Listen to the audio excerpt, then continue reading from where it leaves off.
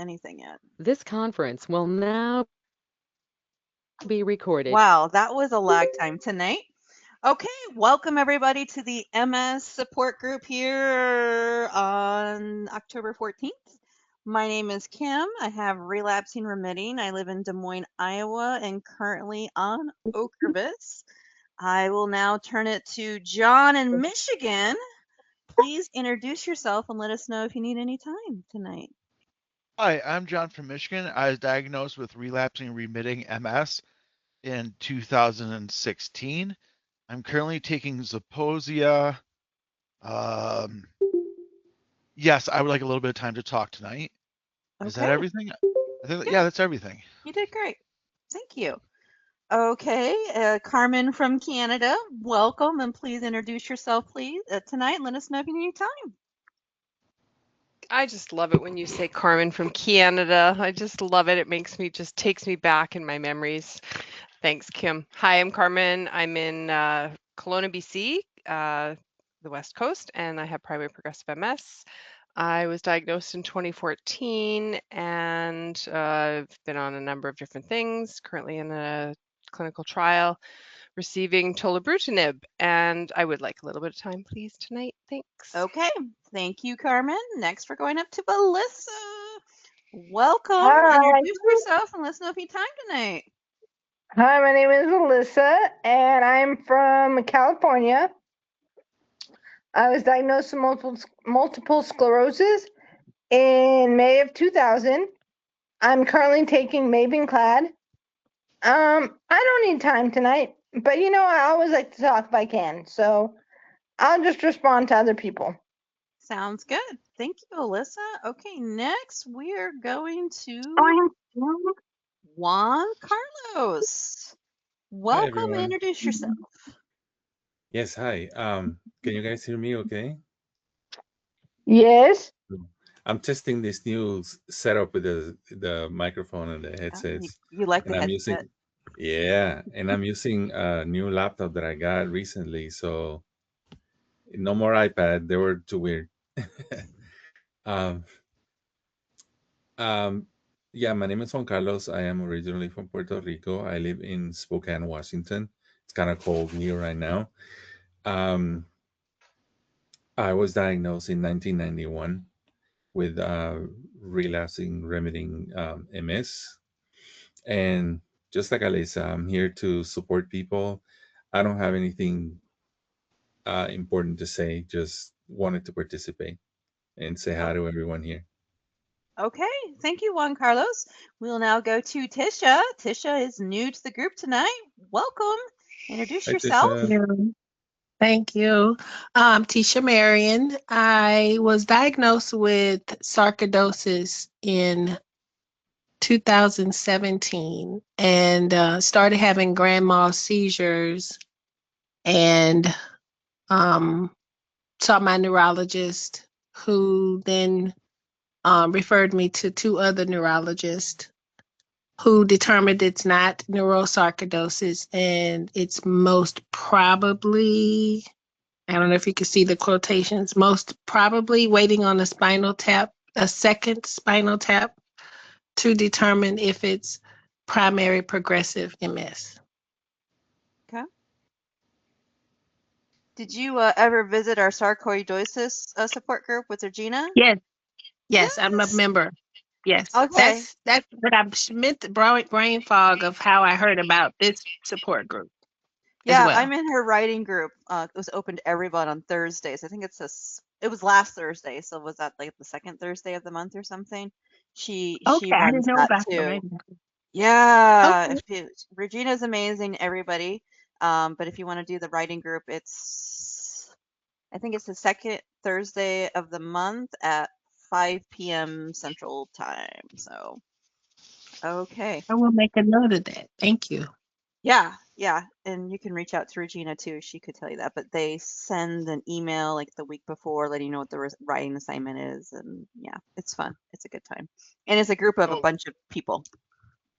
I'm sorry, Tisha. I would just like to let you know that there is a group chat going on in our window. At the top, there's the two like talking boxes.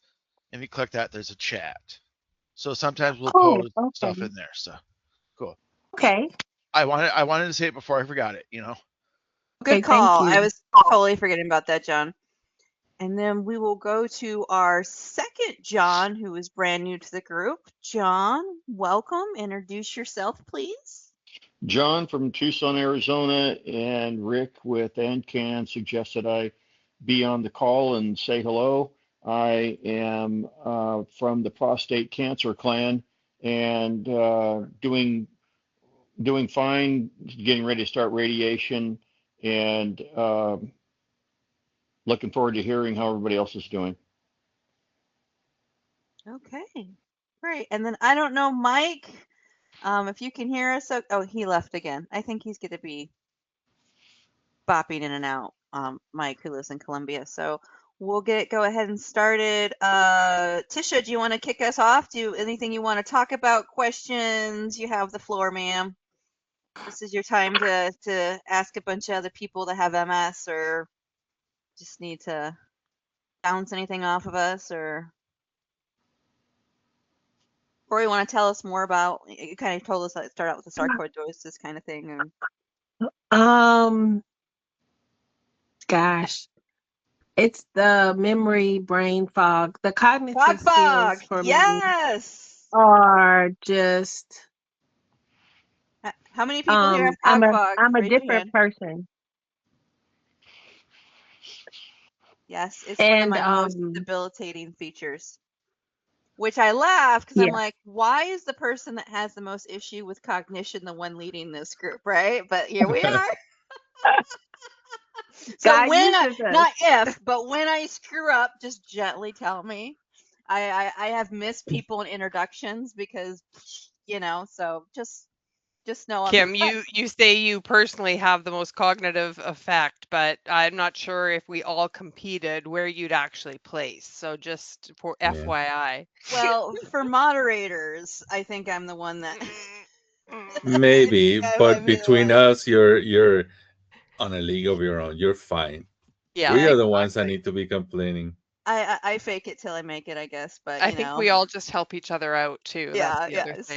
So this is a group, like if someone screws up or if you Mhm. just roll with it. Yeah, with the cog fog, that's how life is. Is And that Tisha, something? Yeah, how long have oh, you so been dealing with sorry. that, Tisha? Yeah, sorry, Tisha. Well, 2019 is when I began the grand mal seizures that are now controlled, but still don't have a definitive explanation for. I was told it was some of the treatment. It could be linked to some of the treatment I was receiving for the sarcoidosis, but my last neurologist is again almost certain with this last spinal tap that it's progressive MS. Have you had an MRI done to you? Yes, I've had maybe 10. Wow, you're collecting them then. Professional. Yes, yes.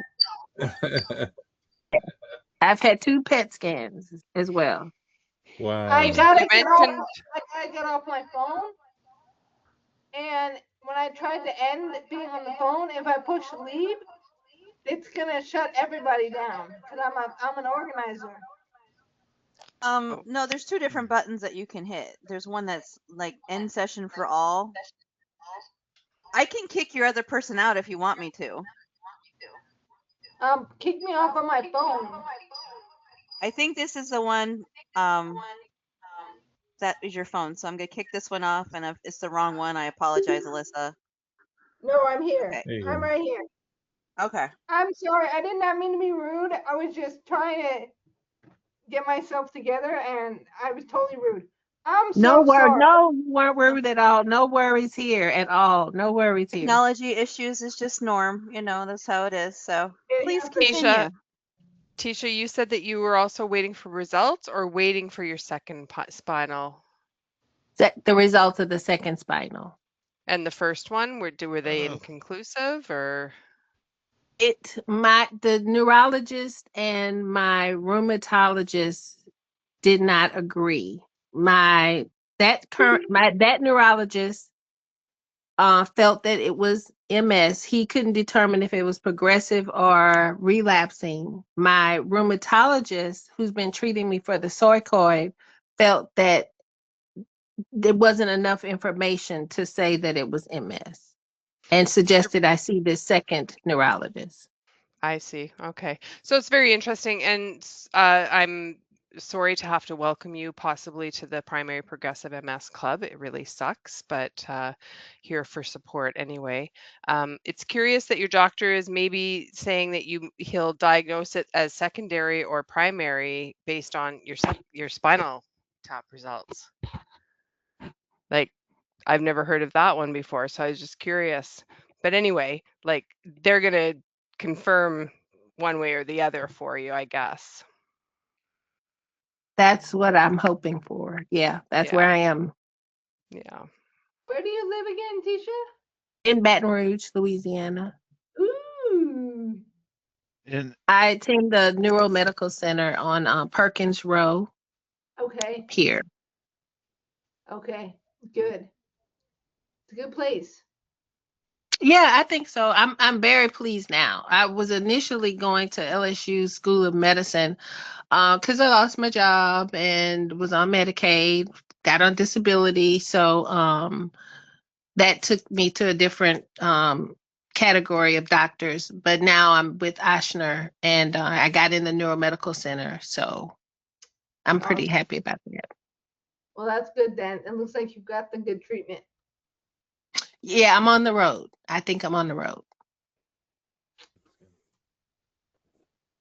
Now, So my are first the- appointment, she did give me the Ocrevus packet, and I can't think of the other one she gave me.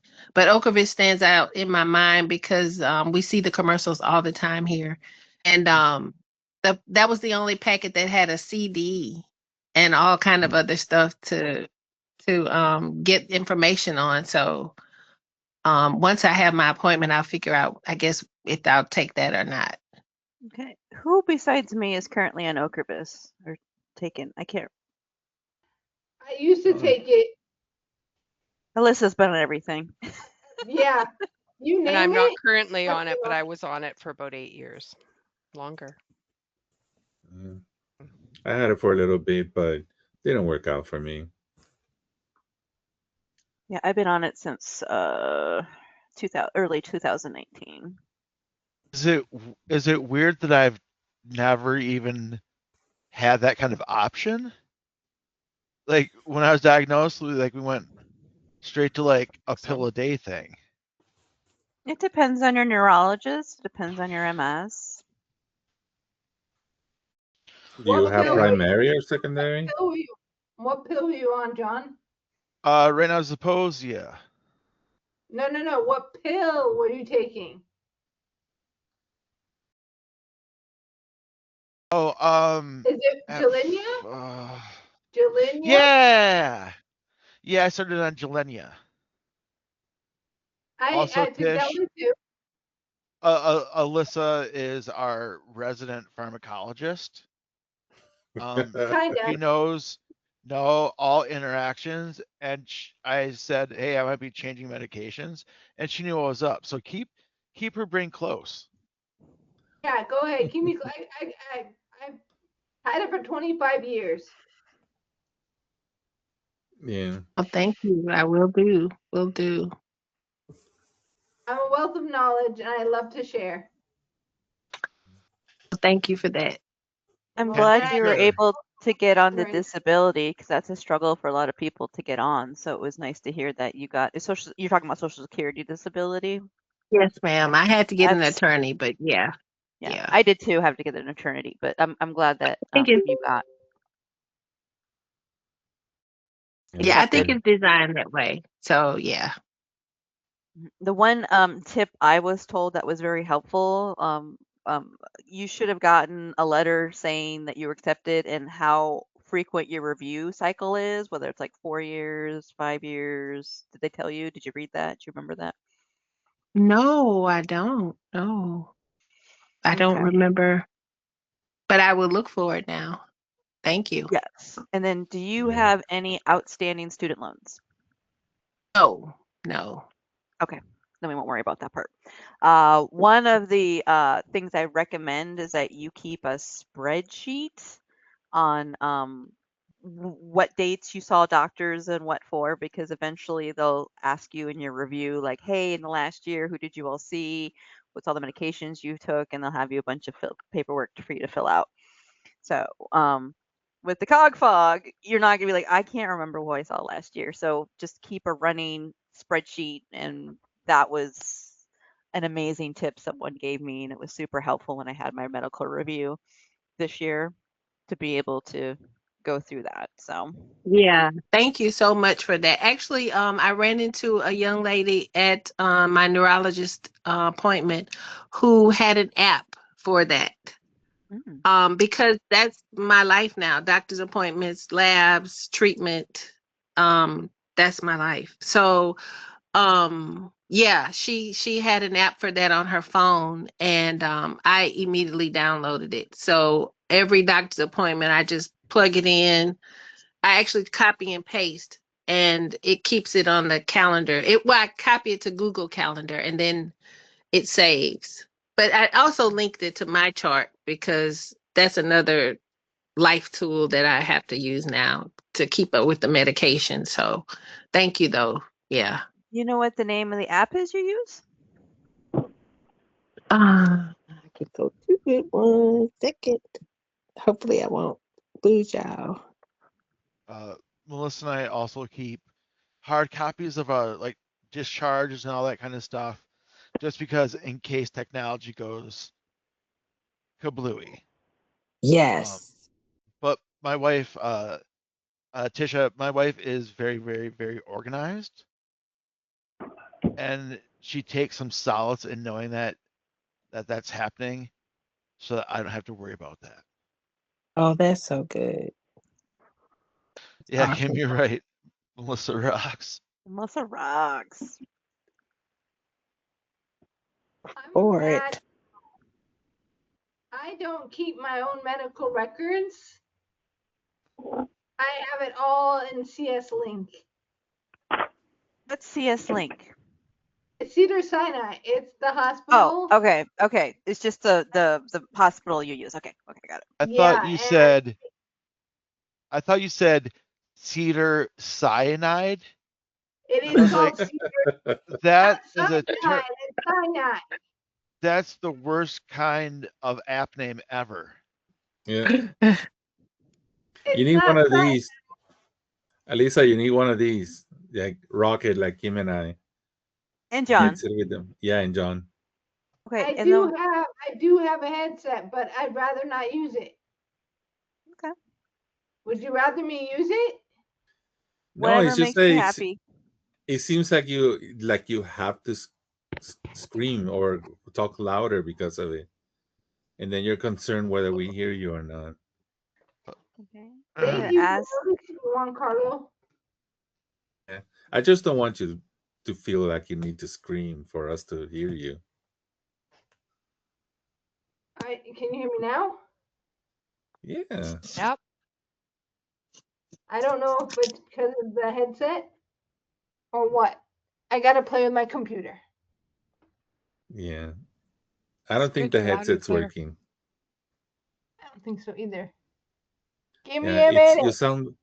you sound better because you got closer to the computer. That's why. Oh, Let's give her a minute to figure it out. Okay, and then the caller on the telephone. Do you want to introduce yourself?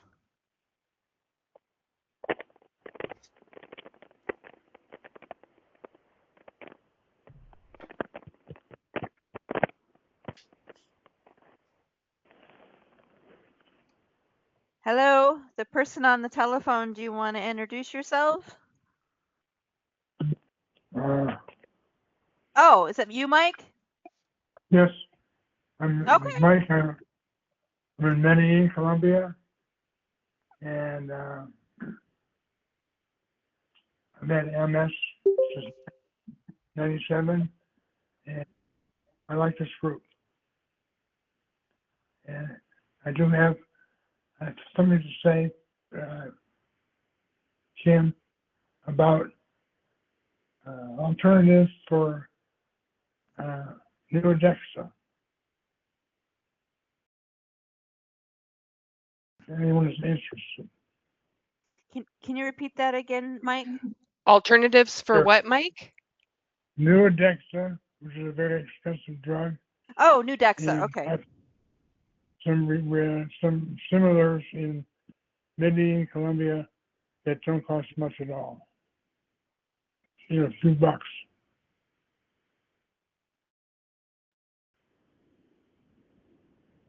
Somebody might want to keep in mind. Yeah, New Dexa is for the bulbar effect. For the Yes. like uncontrollable episodes of crying, laughing, that kind of stuff. Yes. And there are some inexpensive alternatives. Is that what you're saying, Mike? Yes, there are. Well, in Colombia, I'll give you the name of the drugs and two drugs, and they're $2 each, rather than thousands of dollars. I know New Dexa has a generic available now. Oh, I didn't know that. No, I did not know that.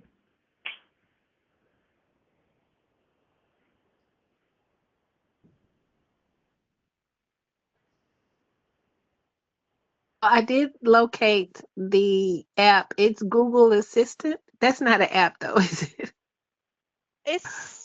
No, Google Assistant is like an AI assistant.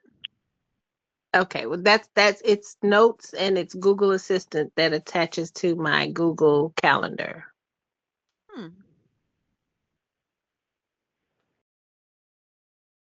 So it's an I know alternative to doing an Excel spreadsheet, is what you're saying. So Pretty much. yeah, so I have in Google Calendar a specific calendar for all my medical stuff or symptoms. So I can see it on my main calendar, but it's also a different color for just those kind of things. Appointments and stuff that are great to search for it. We're like, when was my last mammogram or something like that? You guys pop it sound in. so organized. I have shit everywhere. Like I've got it in the agenda in the kitchen so that I know, my husband and I know when our appointments are. I've got it on my phone in Google. I've got it written in something else on another day timer on my desk. Like, oh my God, I need to get my stuff organized, obviously. So Me too. I have to, I have a huge issue now with numbers and time. So I actually have to keep, since I do physical therapy twice a week, I have to have them print out my appointments and I have to put it on my fridge and I have to consistently look at it because I can look at it and in 15 to 20 minutes, my brain will change the time on me. And so I always have to look at the time before I go to bed to make sure I set my alarm so I don't blow through my appointment. But then I also have to consistently keep checking because I will change the appointment time in my brain. And that's something that's very frustrating for me, but it's something that and then I'm also very careful. I'm rechecking the time in my phone to make sure I did not, because your calendar is only as good as the information you put into it, You put it the wrong day at the wrong time, it's not super helpful. So, but that's something, if it's like the PT where the appointments change from week to week, it's never consistent. I always have to be looking and going, is this the right time? Is this the right time? Is this the right time? Because I struggle with that. I'm lucky. So my can you guys hear me or no? Yep. Yeah. Okay, cool. My ADHD says I can't keep a calendar and it sucks. Like, I'm 46. I've never been able to hold a calendar down.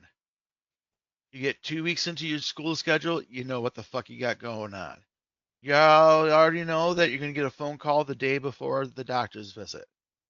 Stuff like that. So, for the life of me, I cannot keep a calendar. I'm sure Melissa helps fill in some of those gaps for you, that she keeps you on target. Yeah. Oh no, absolutely, absolutely, absolutely. But I Before we mean, like, I can't personally keep one, and I struggle with that, and it sucks because I want to do what you guys do.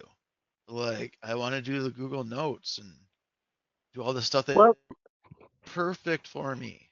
let me be honest though. I am also in this phase or the stage era, whatever it's called, the time frame that I still have the paper. I can't just rely on the phone. I have to physically have, if I turn this camera around, you guys would see my whole dresser now is full of papers this high because of all my appointments. I still have to have that printout. So I'm not there yet. I'd like to be there, but I still have to, if I don't have the paper, I'm not okay. Tisha's doing the hybrid model like me. I just can't do that. All of my appointments are shared calendars. So, Oh, good for you. So Yes, every my husband sees all my calendars so he can see what's going on in my yeah. world. I would love to be able to do a shared calendar with Melissa. But when we do that, somehow, some way, I see her work schedule, and I like Go she puts cuckoo. yes. I mean, Well, just she's have she's a university professor, Tisha. So like, she's got a lot going on, like from 9 to Oh, 5 and beyond yeah. is Yeah. planned. just have You know, just share your calendar and don't have her share her calendar with you. Yeah. Yeah, just Create share it as a yours, separate not calendar but yeah. because I then have an but then I know that I'll get make sure you put that in your calendar. Easier just to say John's out. So what my husband and I do, if there's something that he's like, "Hey, I'm doing this," or like, "Hey, we're gonna go like tonight, we're gonna go visit your uncle," he's like, "Put it in the calendar," and then you send an invite to the other person, and then yeah, that's how we do it. And it's like, "Great, can you put it in the calendar?" And he does, because I will not. Soon as 5 minutes later, I'm not gonna remember it, and I'll be next week or 2 weeks. I'm like, "Oh yeah, you did mention that. I completely forgot about that." Welcome to the cock world. well, another thing that's great is that my doctors, I would say 99.9 of them are on portals. Yes. And so you can go into the portal, see when your appointment is, and they have a nice little button that says add to calendar. And I just press that button and it adds it to my calendar. So, I think but I I think have of the sorry, I'm the Christy. same way.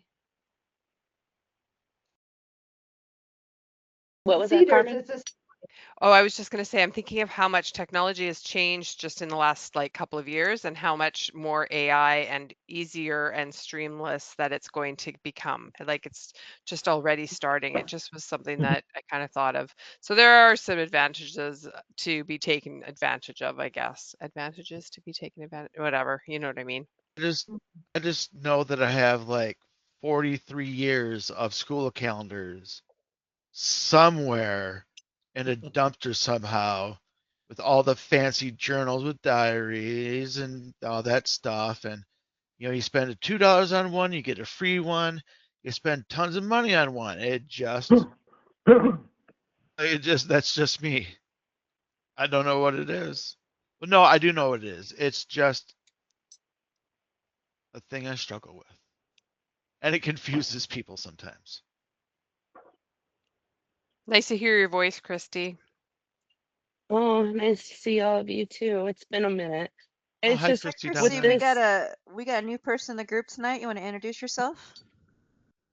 me. Yeah, Christy. Oh, all right. Hi, I'm Christy.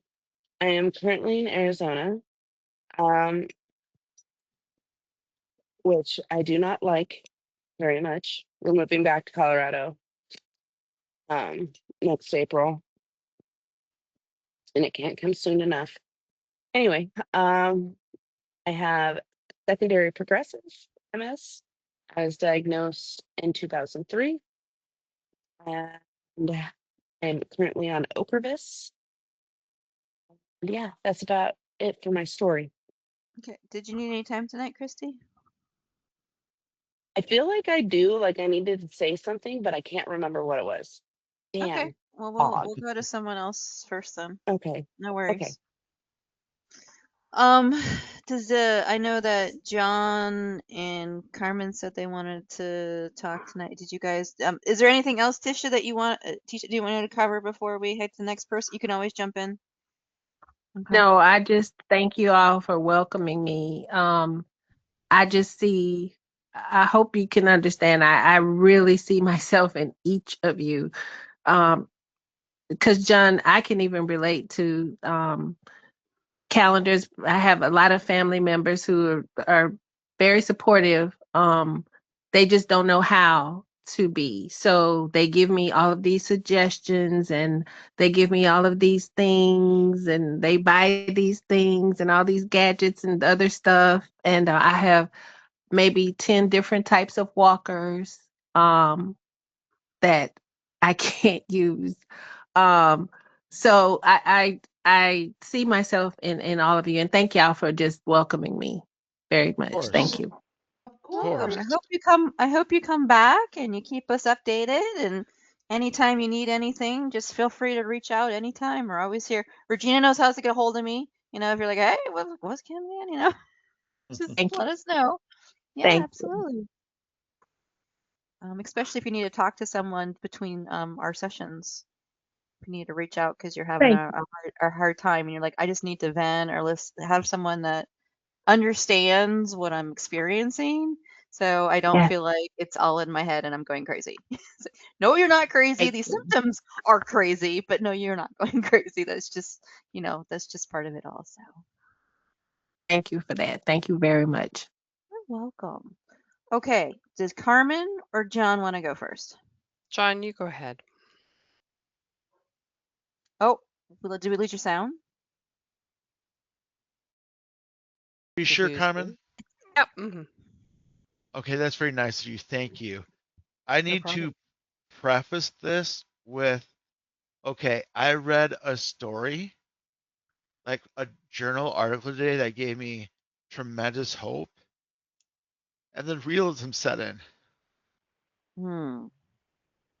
So, let's acknowledge beforehand that we live in the US and there's no fucking way we're ever going to get this medicine. Oh, this is something available out of the US currently? That's what you're talking about? It is being approved because it shows really good results. But Mm-hmm. as we know, healthcare in the US is just suicide prevention. And let's just move past that. Okay, so So tell us there's a about it. medicine that's showing good results in regrowing myelin, Okay. like accelerated. What do you think about that? Get some shit back, maybe. Know what I mean? It'd It'd be nice to get. So are they like actually have they been trying it on people with MS? Or are they still in an experimental stage with like mice or what's going on? They're onto human trials. Okay, so they're in Yeah. human clinical trials before they release the medication. And you know what country this is or countries? England. Okay, in England. Okay. I hear that and I Like, hear hope, John. I know it's sad, yeah, like that it's not our reality, but I do hear like I just feel hopeful that there's some progress being made, you know? Like yeah, I know it really sucks that it's not, and I had to also face that reality when I joined this last clinical trial group. Like my right. neurologist said, like this is your last shot. You know, you're going to be too old, and I'm like, too old? I'm only 55 at the time.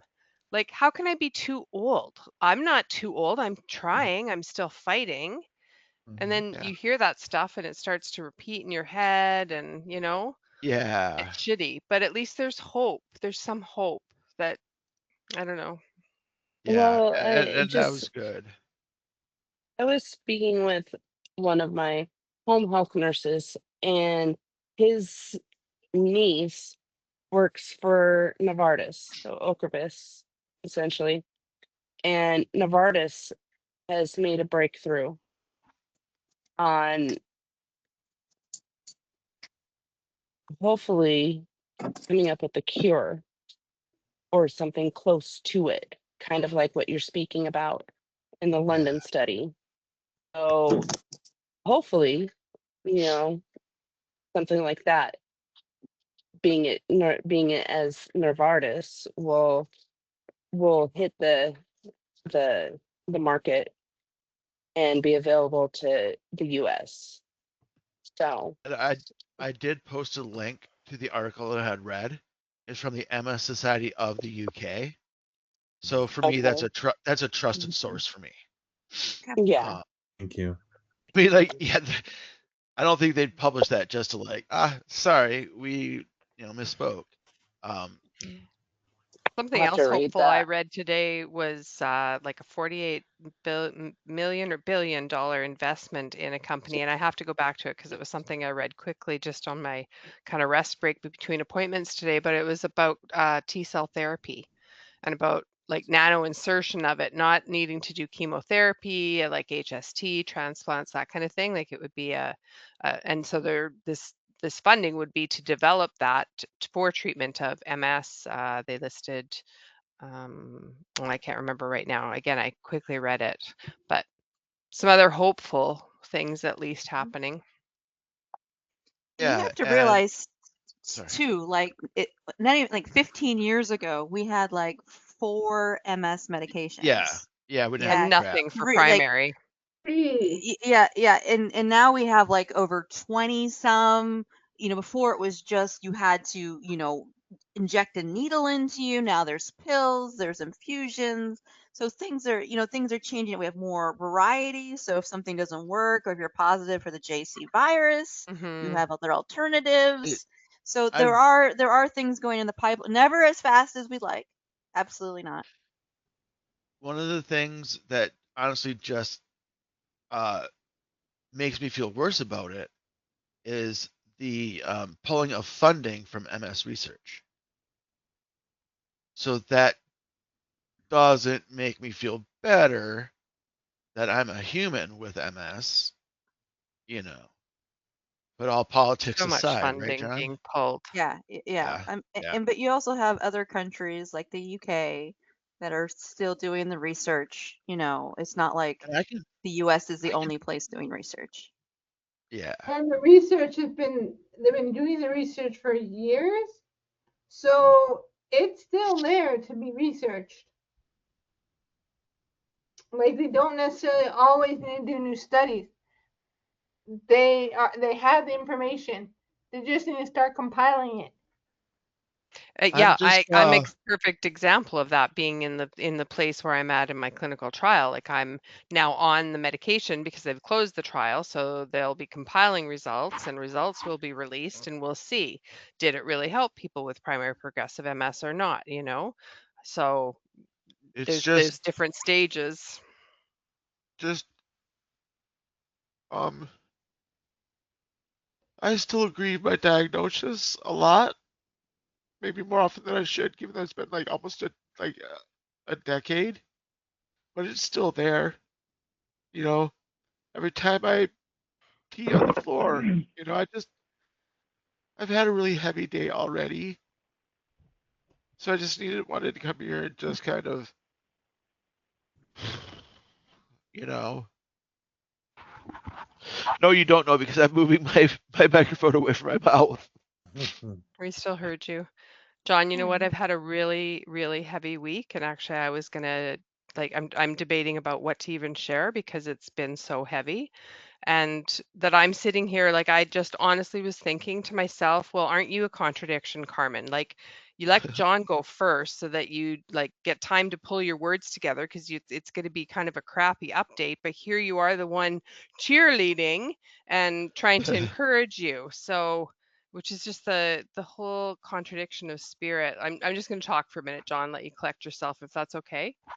Yes, please. Okay. I'm gonna mute my microphone because I don't need y'all to hear me blow my nose. on YouTube. And you're welcome to come back in. I don't mean to take over your time, but it just seems timely. Okay. Okay. So I'm really, really struggling. I could barely take a couple steps this week. Having a hard time standing up long enough to pull my pants up, to be honest with you, which is a total I want to I feel like I've had a relapse. Finally today I woke up and felt better and could stand. Like finally today. But it has been very, very rough. I had a fall. We had to call the firemen to get me up because I couldn't do it on my own. And I can't ask my husband to do it because he's got such critical health issues that have become even more critical this last week. And he can't even drive now.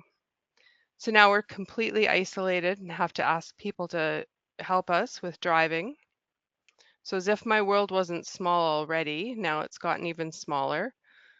So in addition to all that stuff that brings to me, it's like the stress and worry of my husband. So I'm sure it's all related to how crappy I've been feeling. It's all tied together, but it's just been heavy, very heavy. And I've cried a lot of tears. I'm just not, I guess maybe I'm just not in that zone right now, but my heart is crying. I'm just so frustrated and ready to give up. And I think what is the purpose anymore? Honestly, what is the purpose? Like I'm really struggling with that.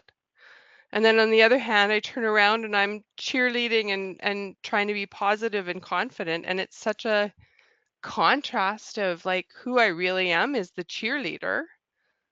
But this effing MS has brought me to this other half of who I am, and it's just tough. So there, blah, I said it. Carmen, I am so 100% with you there. Like I hear you deep, deep. I'm going to reiterate someone told me this a long time ago that was really helpful for me. And I know we said it multiple times in here, but I know especially when we were first diagnosed and then we have changes that happen while we have MS and you struggle with like, what's my purpose and everything. And used to like doing. And the gal told me, being is enough. And I really needed someone to tell me that when she told me that. That was very profound. And I haven't seen her since that book club got over, but that has remained with me for years. And I think you answered the question yourself. I mean, you have these struggles, but then here you are being amazing with John. I mean, hello. What's your purpose, babe? Like, come on, let's be honest here. Like you have so much to share and give with the world. And it doesn't matter if you can stand up to pull up your pants or not. Like you contribute in a massive major way. I Thanks, mean, Kim. I know John, but I can other people in this group would go, "Oh yeah, Carmen's a huge asset to this group." And she's I amazing can and you can reach say, out. Yeah, absolutely. I can say just meeting you today, I appreciate you because I've heard you say you're participating in a trial for a drug that I may say is what I'm going to decide to take to help me. So Mhm. for that alone, thank you. Thanks, Tisha. I mean, I appreciate the cheerleading back. Thank you, Kim. I honestly am not doing it just to like I'm not sharing with you just to get that encouragement, but I do appreciate No, it. Thank you but so we just need much. to hear that because Yeah. it's really tough when everything starts stacking up on everything and you're like, what the, what am I supposed to do or what is my purpose? Mhm. Or when you feel like certain things just keep getting taken away from you and your world gets smaller and smaller and smaller. And you're like, Mhm. what am I supposed to do here? And I think that's it. I had somebody I met through an acquaintance when I was helping her out was a year and a half ago, could be 2 years. Out of the blue, boom, she starts texting me. And she's like, I don't know if I have MS or not. And she wanted to meet me. It's like, sure, no problem. I don't feel like I did that much, but to her, to have someone that was, familiar in that area and just having that safety, that safety, non-judgmental, where she could share, and I wasn't looking at her like she was insane, like something's wrong with her head, like yeah, well, that makes sense, and to walk her through. And then she went to her Mayo Clinic appointment. They decided she did not have MS, that it was actually due to stress, and then had to walk her through, like, yeah, she's like, it's my fault. It's like, no, it's not your fault. Anything, a rock, a diamond, if you put enough pressure on it, it will break. So we all have limits. And so walking her through that. But in some, I didn't feel like I did that much.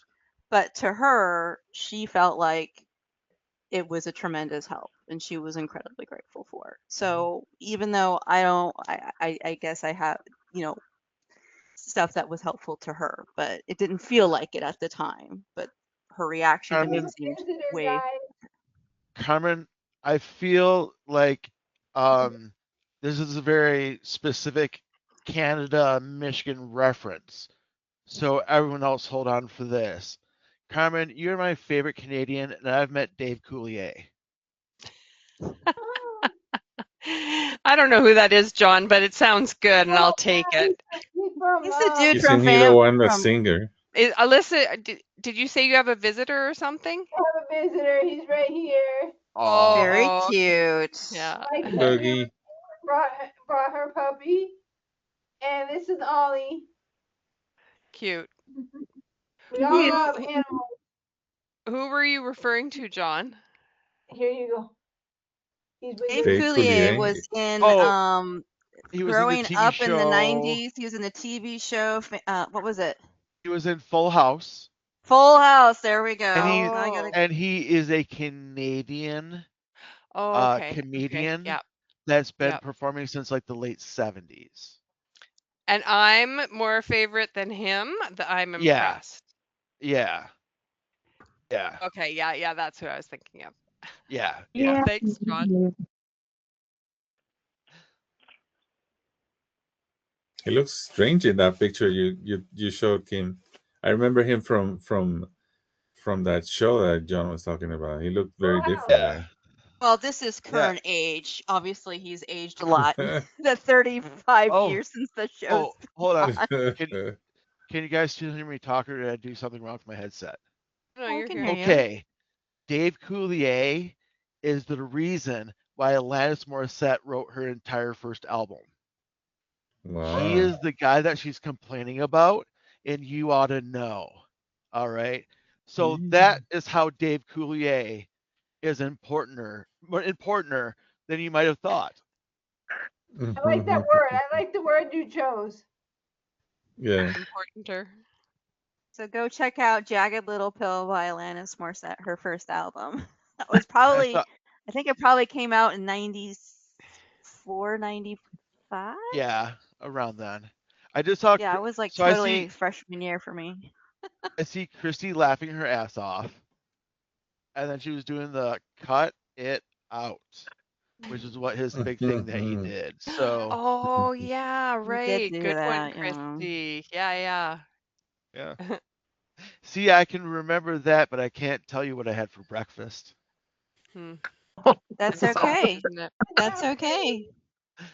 Yeah, I can relate.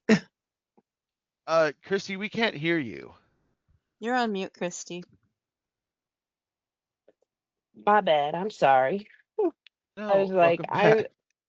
I'm the same way. It's like I remember all of my younger stuff, like when I was younger, but ask me what I did today, and I'm like, yeah, I don't know. I did whatever.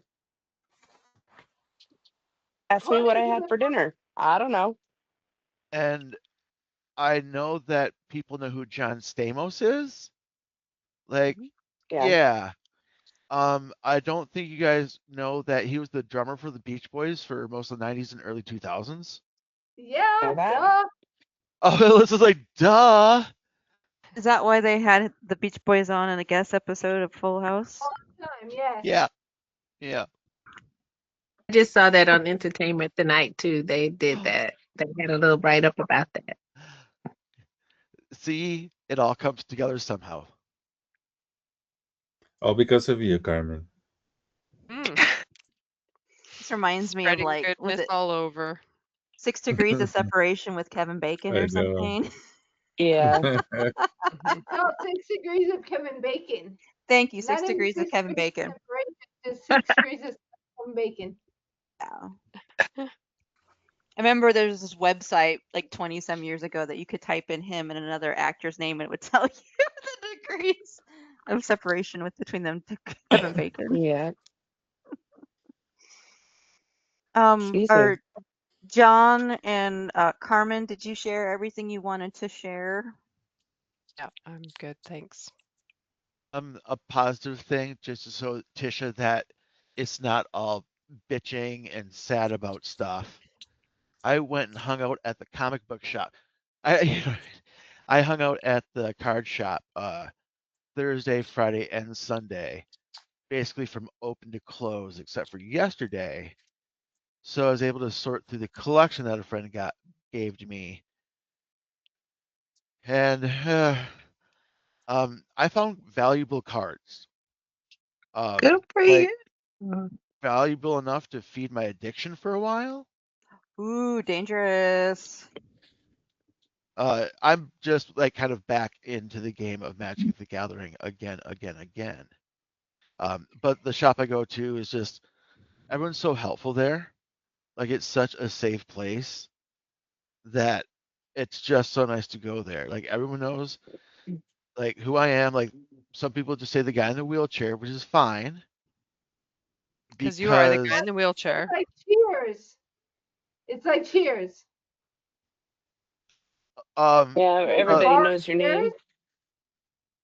Exactly. Cheers. Are you Norm? What I find interesting, John, is that you've gotten back into the game Magic the Gathering. I had to leave it because my cognitive issues were so bad. I couldn't keep track of all the different abilities the opponent card had, what I had. Like, I couldn't, it was too hard for me. I had to, we oh gave all our magic cards to one of our friends, and he what and his what son the, loves the them. what the people at the shop know is that I have been out there. I don't know enough about how things go now.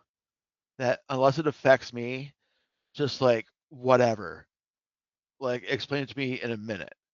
Um, because again, like losing concentration or whatever. But yeah, no, it's and they're so kind to me. They're like always opening the door. They help Melissa get the wheelchair out of the car and into the car sometimes, which That's is a big help to awesome. her. Huge. And Yeah. and we go outside and we do our weed thing. We come back in and play. Sounds like you've really found a safe, supportive, loving group to be with, Yeah, spend time with. That's awesome, John. And not only that, but they're into your passion of yeah. playing, magic, which is amazing.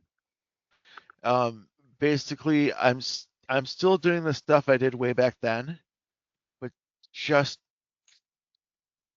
never mind. Better by spending more money. Just be careful on the spending the money part. That's the only thing. Oh 'Cause it's no no. that is such a slippery slope because they bring out like they have a series. I don't know how many decks they have and how many series they have. Oh It's insane how oh many they release all the time. Kim. This year alone, we've had Final Fantasy VII Magic cards. We've had uh, out Outlaw. We're in Ghostbusters right now. We're getting Ninja Turtles next. So I can't keep up with that shit. So I have a $100 a month spending limit. And so getting all these cool cards in, I'm allowed to trade, which is the best part of playing Magic the Gathering is trading. Hmm.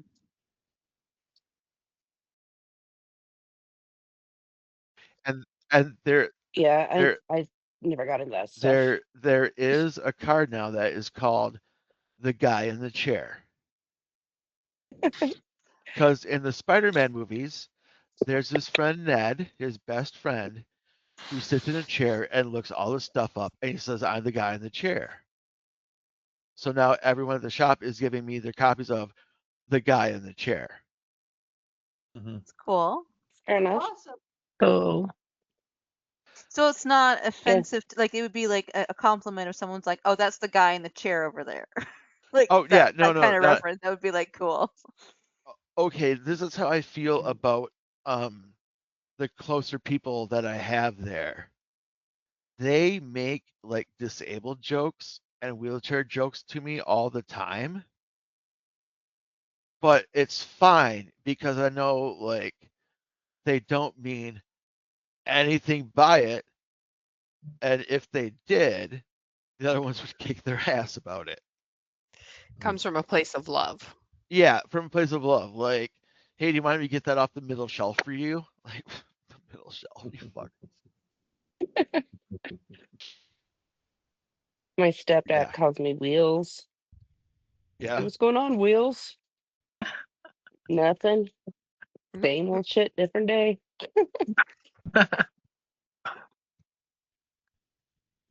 Yeah. Christy, did you say you might be moving back? Oh, I am. We are. Oh, you are. Are you Yeah. buying a place or renting, or what's your guys' game plan? We're gonna rent right now. The interest rates are just too high. Hmm.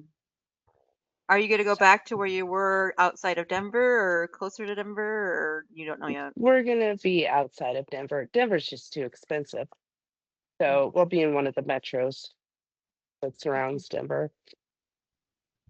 So When do you probably move? northern. When's your planned for moving? End of April. So the plan is we're gonna go out in March and look at apartments and see about getting like applications in, and then I hope that we have a place to move into when, because I'm gonna drive out with Steve. He's gonna fly back here to Phoenix, load up all of our stuff, and then drive the U-Haul to Colorado. And we're doing it at the end of April because we don't want to drive through all the snow during the winter. So that's the main plan. Does he have would he have to find a new job, or would he go back to his old job, or how does that work? He works remotely, so he can Oh, work okay. from anywhere. That's really Yeah. helpful. Yeah. It's just this time he has to get permission to move back to Colorado. Stupid. Whereas before he just up and moved here and then told them, "Hey, I moved to Arizona." So, It might take you a little longer if you're looking for like a ground floor apartment or one that's already, built for accessibility or right. And Steve will be 55 in November. So we also are looking at like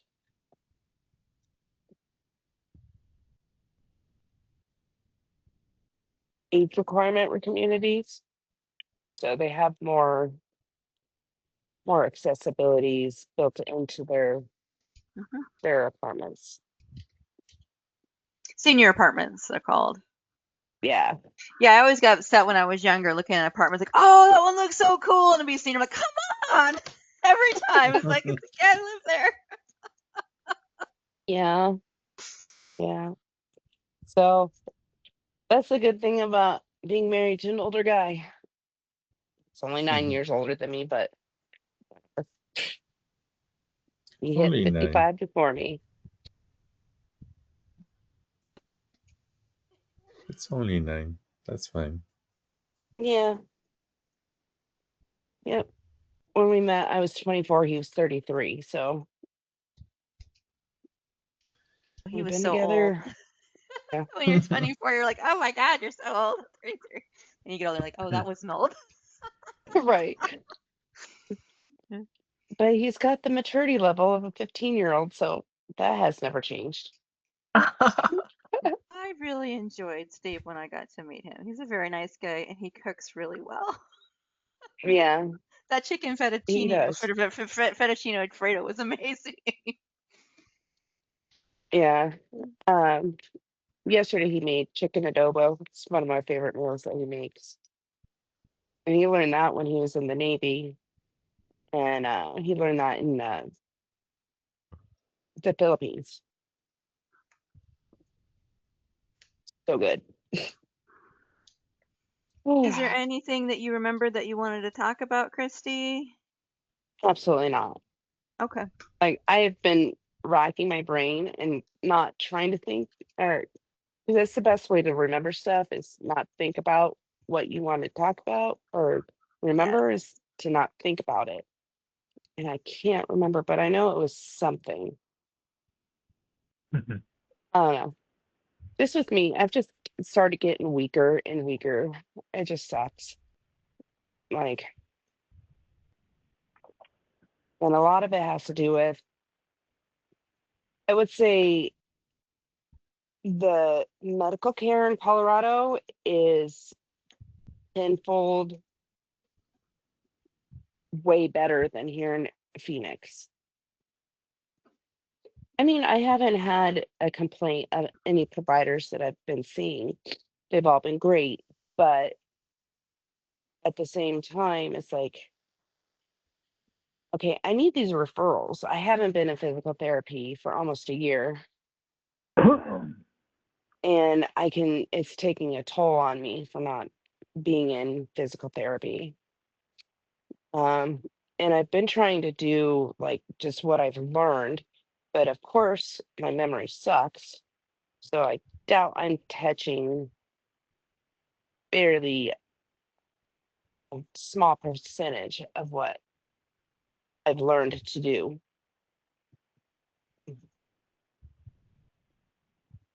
Yeah. And then with that and my lymphedema, everything just sucks right now. Sorry to hear that, Christy. Yeah, me too. I just want to find a doctor to help with, or not a doctor, but a therapist to help with my PT and helping me get a little bit stronger. Yeah, I do notice a difference since I haven't been in physical therapy. Do you have an advocate or someone that you think will be able to help you? Not out here. Hmm. Unfortunately, not out here. Oh, I know I was complaining before we started or at the beginning about how everything seems to be so backed up where it takes way longer to be seen or get tests and exams and everything and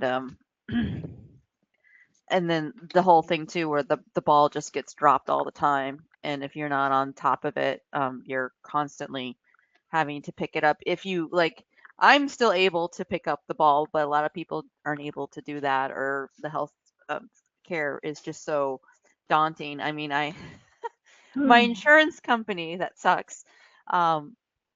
I have learned I have to micromanage and babysit my insurance company, so I have created my own comp, comp that I have to write every time I talk to them and what's discussed and all the things we're doing because I have to push them to do things because they'll just sit on it and it's like, no, that doesn't work for me. You need to, like when my PT visits expired, they still hadn't approved the next amount. So I'm like, "Yeah, I have my right. next appointment Monday at 9 a.m."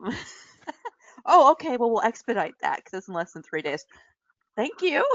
But it's like, I'm not gonna wait for you guys to get around to approve it. I had shoulder surgery in June. I have to go in like twice. It used to be 3 times a week, but now it's twice a week. I need you guys to approve it. So, Yeah. and I'm Well, and having. Go ahead. also the hard part is that because I have insurance through Steve through his job, Mhm. and his company got bought out, and they switched everybody over to their insurance provider. So we went from United Healthcare at the beginning of the year to March 31st. And then as of April 1st, we went on Blue Cross Blue Shield. And let me tell you, trying to navigate through Blue Cross Blue Shield is a nightmare. And then because of that, because of the switch over from Healthcare to Blue Cross Blue Shield, Mayo Clinic wasn't in network with Blue Cross Blue Shield. And that was one of the primary reasons why we moved down to Arizona, so I'd be close to Mayo Clinic.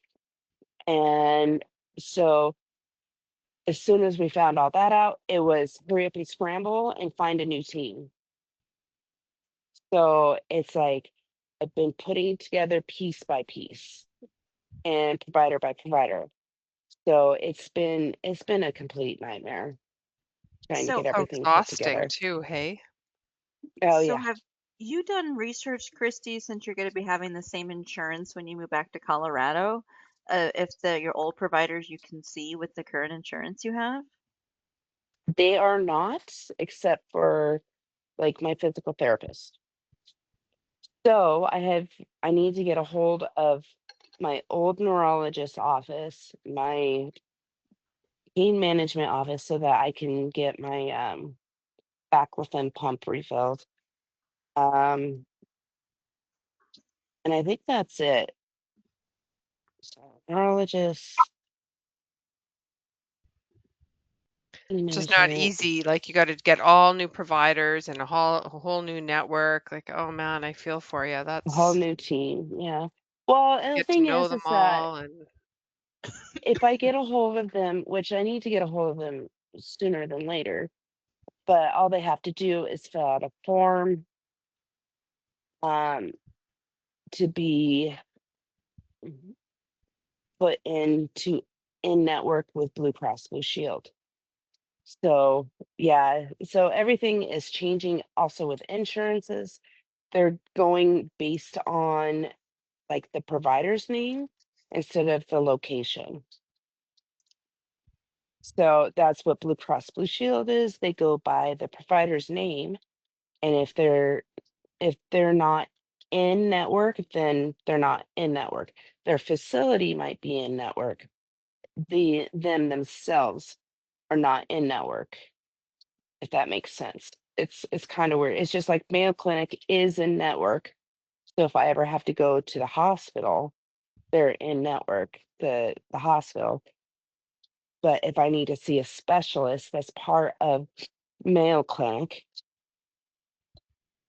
like Michael knows, Dr. Carter, he's not he's not listed as an in-network provider. So I can't see Dr. Carter. The only person I've been able to see at the Mayo Clinic is my neurologist or urologist, because I started the whole Botox thing. Oh, that's another thing. I need to find a urologist out there that can administer Botox. So yeah, it's gonna be complicated. another exhausting.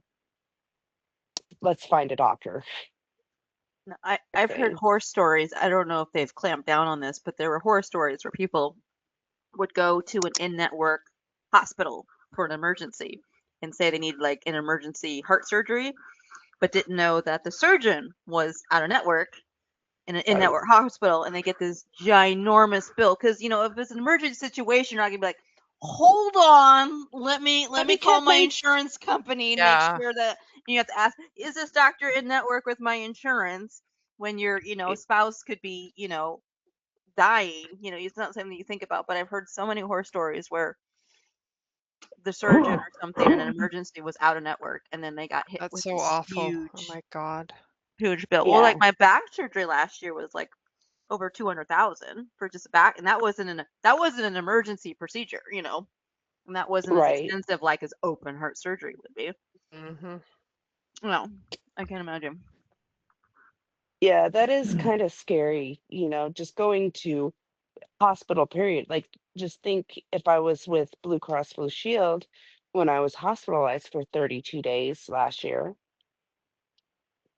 if like whoever came in to see me was out of network, then I would be stuck with that bill.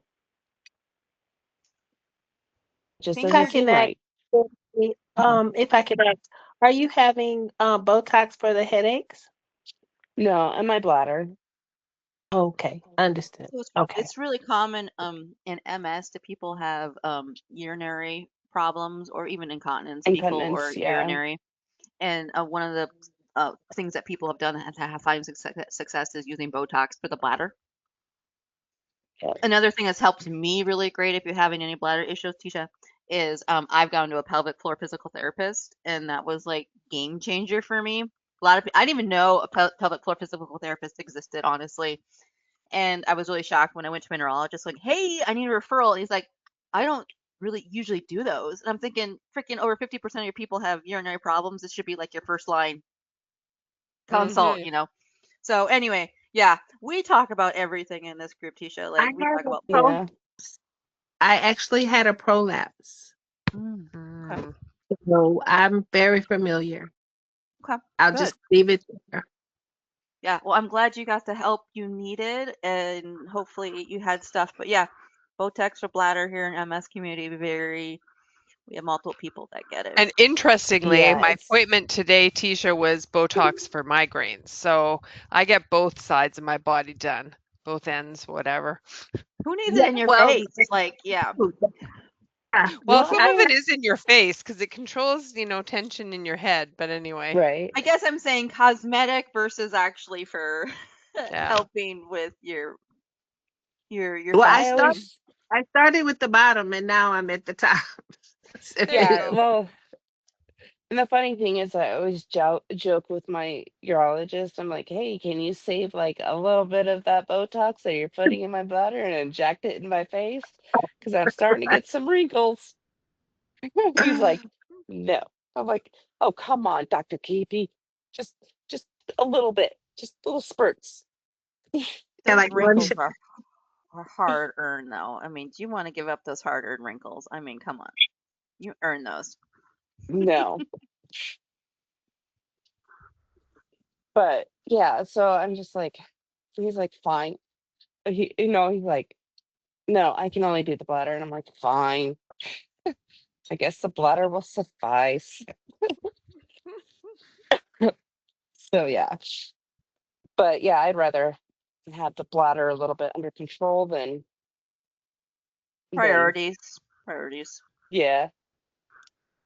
But yeah, so um it's interesting what you can do, what the medical field can do to help certain areas of issues. Like I didn't even know about Botox in the bladder until Kim.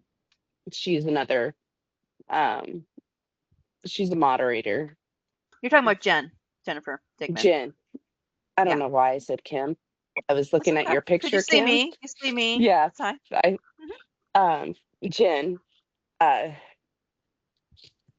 so yeah, so I had no idea about the Botox until Jen. Um there's a lot of things that I've learned on here that I had no idea about. So, and from Kim, I learned about pelvic floor therapy. You learn about I the vacuum tried that. pump. Yeah, the baclofen pump through Kim. You know, it's like, oh, I never thought that all this stuff was available to me. I never knew about it. So, How's your yeah, pain control with the pump now? Because you've had that for a while. yeah, I got it in 2022, the end of 2022, and it's amazing. Good. Um, I actually had from wound care, my MA, her brother is getting a pump implanted for his spasms and stuff. She's like, and I was telling her because I just gotten my refill done.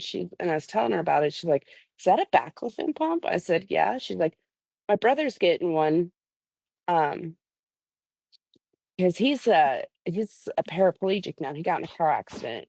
He's a paraplegic, and so he has uncontrollable spasms." And so they're putting in a pump for him. And she's like, "How is that?" And I was like, "It's a gift from God." And it was like, so I was like, "Your brother, even though he may not feel his spasms, um, he's gonna be thankful for the pump." because it does help tremendously. And I was like, she's like, good, because he's worried about it. And I was like, tell him not to be worried. It'll be the most amazing thing that he's ever dealt with, if especially when you deal with spasms and spasticity. Um, and I just told her, tell him not to worry about it. It's amazing. Like occasionally I'll get little spasms here and there, but nothing like I was getting before. You pretty And much not had like as consistent spasms, yeah, it was all the intense, time. consistent spasms. Yeah. And then I got the pump put in, and it was literally within that day, um, I wasn't getting spasm. It's a It was pretty great. dramatic improvement for you, wasn't it, Christy? Oh yeah.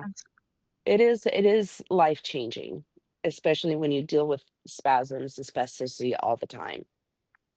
I'm so So glad that they got the pump in because I don't think that was as common in your area as it was in the Des Moines area. right. But yeah,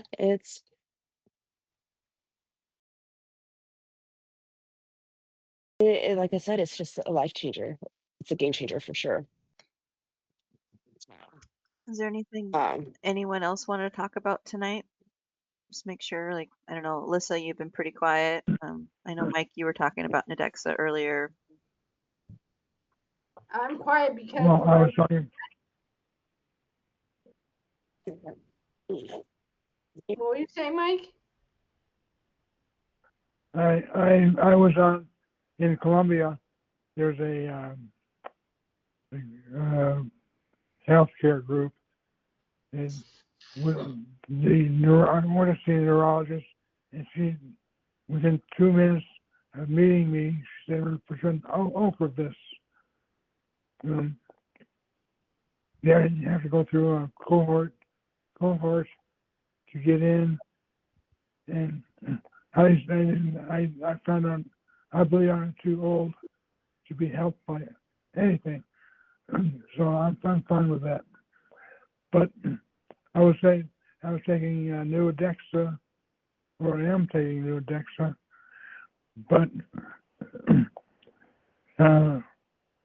Mayo Clinic sent my prescription to some third party. I couldn't get it filled, and I'm back in Colombia.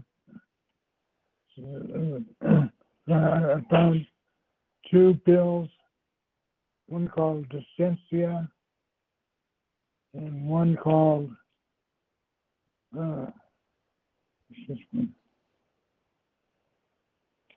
there were a couple. They're $5 a box, $5 a month, which is way cheaper than Neurodexa. And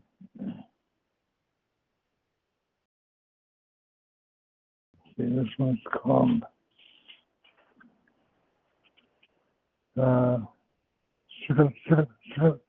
Citrulina, which helps me with the part of Neurodexa that controls the crying and all that. Mm-hmm. And so I get a real discount on that. And I'm not going to go in with any kind of infusion or anything. So I'm off all those things, GMTs. But if anyone has trouble with their Neurodexa costs or whatever, Kim or Rick can put us in touch, and I'll be happy to try.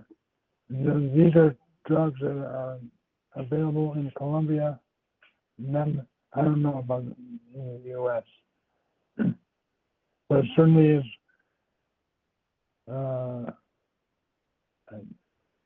could be a game changer to be out of the U.S. and not have to take the new Adexa and $1,500 a month. I wish I was younger. I would give Ocrevus a try. Secondary progressive. But I'm not willing to go through all the testing and stuff. I'm too old, so I'm fine with everything. Feel bad for Carmen. Just we had heard from Juan Carlos last session that I was in. Juan Carlos had a number of things to regret about. But that's it for me, Kim. Okay. Well, thank you for sharing. I always think it's very interesting. I know, like when I've been down in the Caribbean, every time I go out of the country, I have to go check out their pharmacies, and I was just blown away and the prices and how certain things you could get like heavy pain medication over the counter, which was just threw me for a loop because everything's so tightly controlled in the U.S. The cost was just mind-boggling compared to what the prices are in the U.S. So yeah, it's very, very, very different.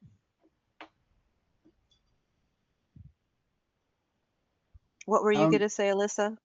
Or you can jump in, Rick, I guess. Everybody's having trouble hearing me, so I didn't say anything today, really. Yeah, you were I just don't kind know of what's quiet going on. today. What? I said, yeah, you were just kind of on the quieter side tonight. So I was just checking out, seeing if things are going okay. Whenever I kept trying to talk, nobody heard me. It sounds really clear now. Thanks. And now it's done. Now we're done with the whole session. So What about can go ahead. I just ask Mike before we leave Mike? Mike, what were the drugs that you wanted more information on? I don't need Ocrevus because I decided not to take the infusion, and now they recommended sertralina and dystensia, which combined are a substitute for Nudexa. Which makes sense because Nudexa is a combo drug of like dextromethorphan and quinine. Like it should have been a really cheap drug, but because of what it actually was, I was surprised when you told me the price. But at the same time, I'm not surprised. But yeah, I'm glad you're able to get that medication for super cheap now in Colombia. Even though you have to take 2 pills instead of 1, I'm super glad that you got that taken care of. So that's awesome to hear. Thanks, Kim. Are you living in Colombia or? I'm living in Medellin, yes. Oh, okay. Aha. And has it helped you? Has this Nudexa substitute helped you? Can you tell yet, Mike? I got one that my only problem with is my emotions censored the crying part, not the speaking out, laughing at funerals and stuff like that. I don't do that, but I have a emotional problem with the crying, and one of these drugs I mentioned what helps me with that. I think I mispronounced the second one. It's quinidine, not quinine. No, that was the wrong one. Wrong drug, guys. Dextromethorphan and quinidine combo. That's what Nudexa is. Yeah, it's for pseudobulbar effect. Right. And what's the other? Isn't there another drug that's used for that as well? Here in the United States. Right?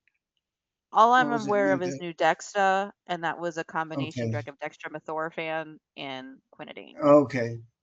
Okay, and that's the drug to help you with spontaneous emotions.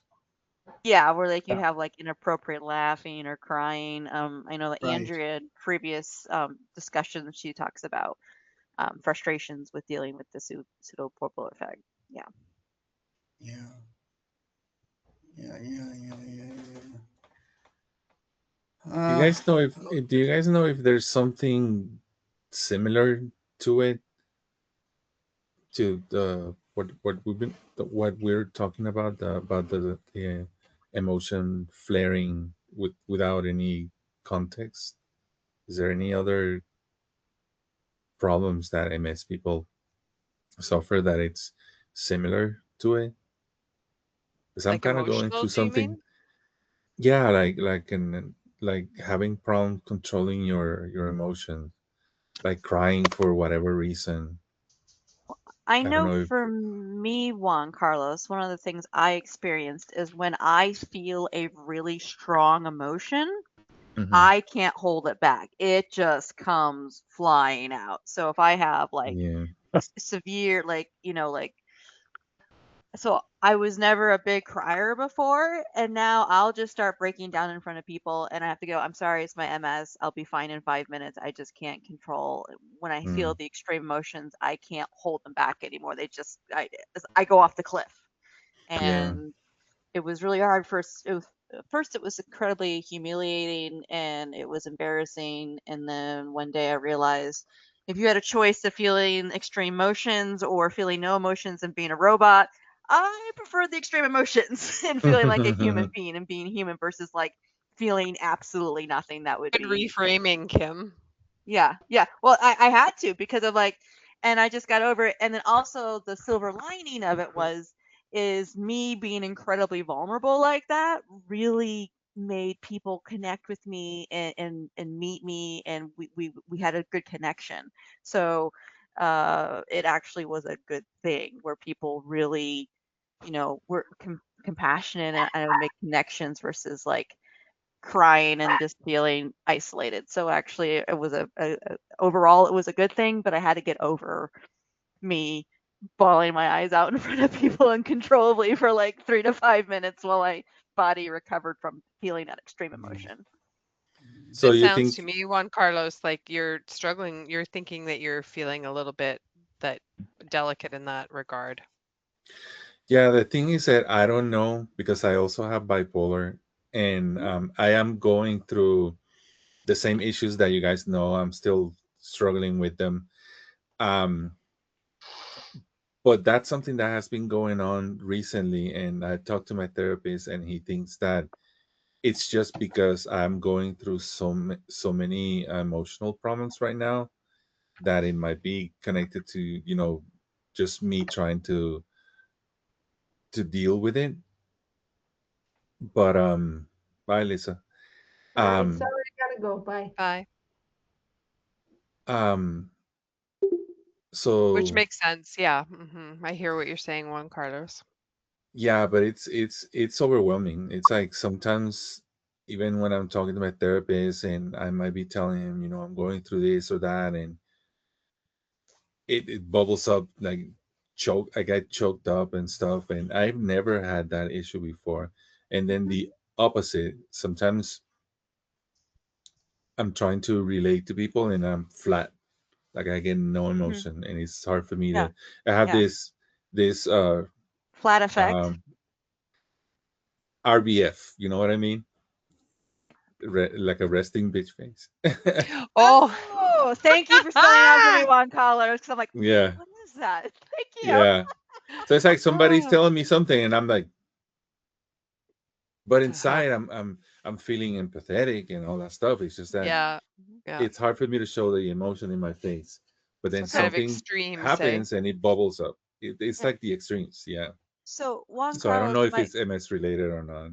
it's probably both. Are you taking medications at all for your bipolar?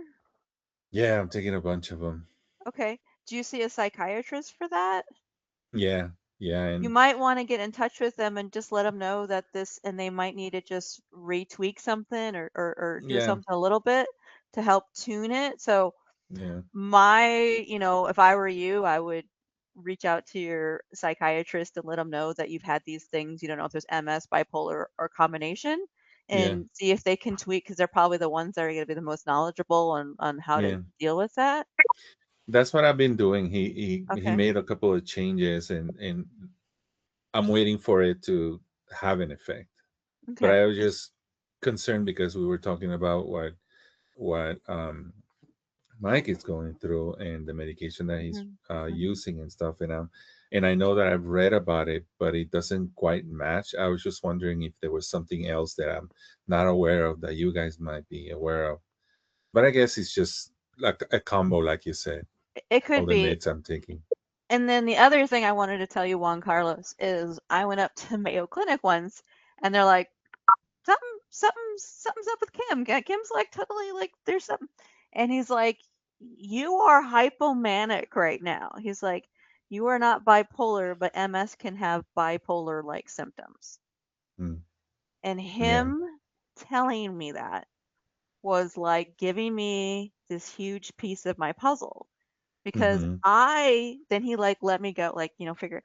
And it was really eye-opening because it helped explain why in part of 2019, I think it was, yeah, part of 2017, early 2020, why was I essentially bedbound for 5.5 months? And I figured out what happened was like, you had, people with MS, comorbidity, like 50% with depression. But I think what happened is I was having like bipolar like symptoms and I had the depression plus the rest, and it just crushed me. And I was ended up bedbound until I got through that stage, because you can Yeah. go up and have your little Yeah. cycles and stuff. Yeah. So that really helped explain to me like, oh, that's what happened. Because no one can like, was it a flare? Like no one could answer my Mm-hmm. question. And then he like gave Mm-hmm. me this puzzle piece. And I'm like, I understood it now. Yeah. Well, Yeah. thanks for But sharing, Kim, because that's kind of encouraging to hear, to be honest with you. yeah, but to have Mm-hmm. him look at me and not say like, because he was great, because he like looks at me and he's like, "You're hypomanic right now," and then he paused, so I could like catch up with him. And so I'm going through in my head, well, all hypomanic. I'm like, "Oh, I am hypomanic," and I'm like, "Well, can I just enjoy it?" And he's like, "Yeah, you've already enjoyed it. You need to," because he understands like, a bad example is like if you do like I can't think of the list of substance, like like a speedball or something. You're like Mm-hmm. up here forever, but you don't go back to normal. You crash and burn. And that's what he was Yeah. trying to tell me. Like you will crash and Hmm. burn if you're up here for a while. You Yeah. can't do that. Yeah. So him telling me you have MS, you can have bipolar like symptoms, but you are not bipolar, Yeah. and that was just like boom, it just Yeah. clicked in my brain, and that was super helpful. And I thanked him the next year. My mom was in my appointment the next year. He didn't bring it up. I brought it up because he probably was like, I don't know if she told her mom this. I'm not gonna, and I'm like, hey, you know how Mm-hmm. you told me I was hypomanic last year? Like that was like incredibly helpful. Thank you so much. That was great. The way you approached me was thank you so much how you approached me. That was amazing. It was really And helpful. the thing is that my new psychiatrist is thinking that it might be something like what you're talking about. It could be a combination of Yeah. MS and just trauma that I'm going through right now and Yeah. And, that I've and, had and in it's the past. Yeah. And like as humans, and I've talked this before, like the science, the medical field, we like to break everything up in little different systems, Hmm. but our body's whole. So you can't Yeah. like go, well, this is just MS and this is bipolar. Yeah. No, no, no, no. You're dealing with your brain. they, Yeah. they overlap. One might make the other one worse. And so, yeah, so that's how it is. Yeah. Yeah. It's like also, I've learned that I have obstructive sleep apnea, and it's Yeah. also connected to MS because my sleep apnea has gotten worse to the point Hmm. where I thought that I had some pulmonary problems and stuff, and they did tests in my lungs and my heart. They're fine, but I'm still having these episodes where I can't feel my lungs. I It's like I'm gasping for air, especially when I'm sleeping at night. And Scary. Super scary. they raised the pressure of my machine, and it's been helping a little, but My sleep apnea had gotten worse to the point where they gave me this medication. It's called Zepbound. It's one of those medications that are on the same family as Ozempic, Okay. but this one is a medication that has been found to not only help with the losing of the weight, which I'm having problems with right now, and because I'm not as mobile as I used to be, and I'm not a kid anymore, so going to the gym and running for half an hour to lose weight is just not an option for me. So I had a problem getting them to approve it, but then they got this set bound, and I just started using it. But it's connected also to obstructive sleep apnea. So I'm hoping that in the next couple of months I'll be able to not only lose some weight, but that'll help my mobility, but also help with the sleep apnea, because I don't know if it's my sleep apnea getting worse or anything, but at least this medication, I'm crossing fingers, might help. Okay, a couple things, Juan Carlos. First of all, when you started having these issues with the extreme emotions and the, resting bitch face, did that start happening after you started the new medication? No, I just recently started the Okay, so medication. that was before you started the new medication. Yes. Okay. Yes. So it's Sometimes, not really it's not correlated. It's something that I okay. had before. I just started the medication this Okay. weekend. Okay. And then John, who left the chat, he was or is still taking, he took Is Ozempic or one of those drugs, and he has lost a bunch of weight and has had a lot of success with that. He also has Mhm. diabetes, I think, too. So, Yeah, that's the other thing that just when things happen, they compound and they come in droves. I also had my doctor check, and I developed osteoporosis one, and I'm on the border of becoming type 2 diabetic. So them giving me that medication, hopefully it's going to help me. And I needed to make some diet diet uh, diet changes also, because I wasn't eating correctly. So now I'm on a low fat, low um, sugar diet, and since I started the medication, at least my appetite has been getting more in control. So I'm positive. I think that hopefully this medication is going to help me, and then it's going to help with the other issues that I've been dealing with right now. The only thing that kind of worries me, because I know that type 2 diabetes can be controlled and you can kind of move out of it, the osteoporosis is the one that is kind of scaring me, because since I've been having mobility issues and I'm overweight, now I'm constantly thinking I better not trip, I better not fall, because the last thing I want to do is break my hip or something. Because I was reading also that the worst thing that could happen to you is breaking your hip, because it lowers your survival rate by Yeah, many so years. let me are they ask you doing? about let me just ask you about the osteoporosis. Is it osteopenia or osteoporosis that you're close to now? I had osteopenia um, um,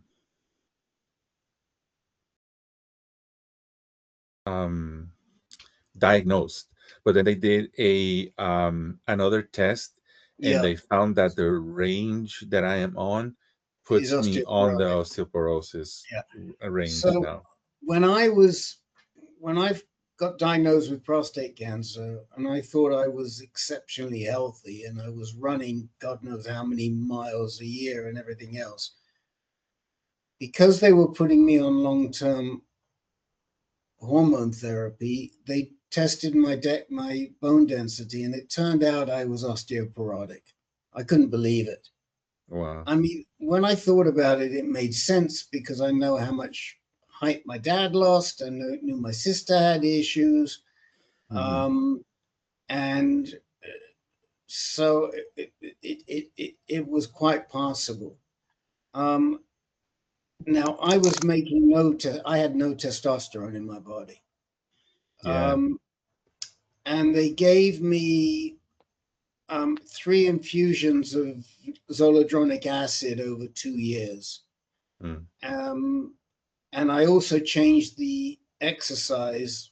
I adjusted the type of exercise I was doing, and I brought my levels down to actually even below osteopenia. Now, I think they've gone back up. I mean, I definitely have osteopenia. I don't take anything for it. But you can make it better.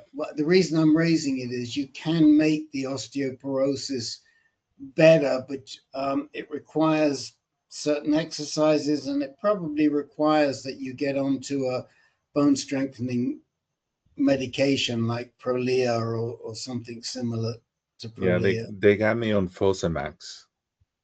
Okay, so you're Yeah. taking the prescription. So if you Prolia is easier because the Fosamax you've got to take you've Once got a to week. take once a week, and the Prolia is an injection, and if you can get onto the Prolia, it would be easier. But see, you discuss talk about it. These medicines are all much the same medicines. Either it's denosumab or it's zoledronic acid. The difference is the way they give it to you. You retain more of it. So you retain more of the Prolia than you do of the Fosamax. Oh, that's good. I'm gonna talk to my doctor because I'm getting a double whammy in regards of how it's affecting my intestines and my stomach. Yeah. Because it not only the Zepbound but the Fosamax are really hard on my stomach. And That then would you be a good get reason to switch. yeah. So I want to talk to him about it, because you have to take it with an empty stomach, and you have to sit up or stand up for like half an Right. hour, otherwise your stomach goes to hell. And then I Right. also am taking the Zepbound, which also kind of affects your stomach, and it slows down your digestion so that you don't eat as much. So I've been fighting like stomach upset and like bloatiness and all that stuff, and then my bowel movements have stopped to a crawl, like go every 4 or 5 days, which is not good. And I'm taking water and fiber supplements and change my diet, and it's still bad. Yeah, So but when it comes to your bowel habits, there is no average. There's people that could go multiple movements a day. There's some people that go like once a week. And once a that's week, normal. Like the spectrum of bowel movements of what's normal yeah, is a really wide range. yeah. So And that's just the let you thing just a that heads up I on that. yeah, it's not like when you haven't gone in a long time, when you go, it's like you can tell you haven't gone in a long time.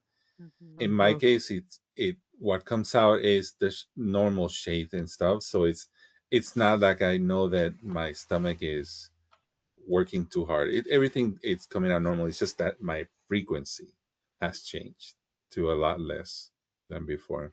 So I'm not Sounds like you concerned. have a lot of medications that are having an impact on you, though. Like you're going through a lot of big changes right now, and like changed your diet, and like lots of big stuff happening.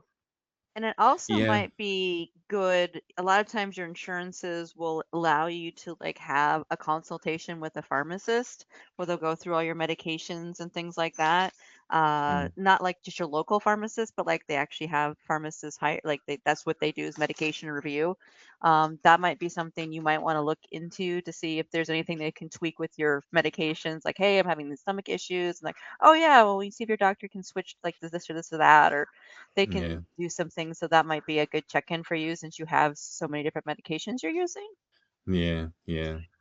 I'm gonna have to do that. But since I started both medications pretty recently, Hmm. what I've been hearing from my doctor is it's you're in the worst moment right now, which is starting the medication, so your body's getting used to it. So give it a little bit of time for your body to adjust, and then we'll take it from there. That's what I've been hearing from him. Mm-hmm. But I But if didn't know that I could take a different medication for osteoporosis that might be a little better. So I might talk to him about it. And I think the Prolia, Rick, is it just once a year or every 6 months? Do you remember? Yeah, Prolia is every 6 months, but the Prolia is denosumab, which Oh, is okay. the same as Xofigo.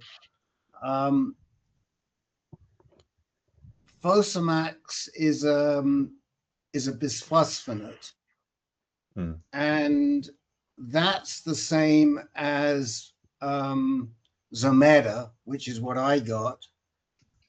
I think there is a bisphosphonate that you can take every 6 months, but I'm just trying to find it. I can't remember the name of it, but I might be wrong on that.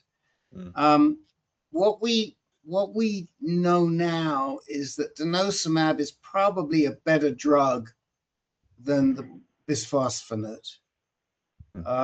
So if you can go to Prolia, it's not only an injection, but it's also a better drug. But both of them do the same thing. The other big thing with that, and I don't know if anybody's told you, is that you have to be there are issues around dental work. You have to be careful with your dental work, because you can get ONJ,